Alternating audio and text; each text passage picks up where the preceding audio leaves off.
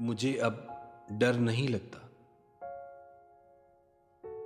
मुझे अब डर नहीं लगता किसी के दूर जाने से, ताल्लुक टूट जाने से, किसी के मान जाने से, किसी के रूठ जाने से। मुझे अब डर नहीं लगता किसी को आजमाने से, किसी के आजमाने से, किसी को याद रखने से, किसी को भूल जाने से।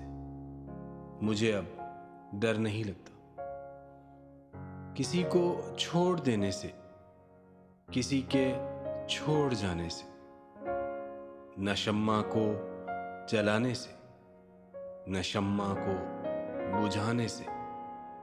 मुझे अब डर नहीं लगता अकेले मुस्कुराने से, कभी आंसू बहाने से, न इस सारे जमाने से, हकीकत से फसाने से।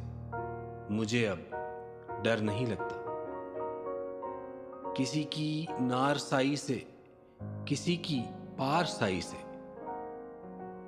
किसी की बेवफाई से, किसी दुख इंतहाई से। मुझे अब डर नहीं लगता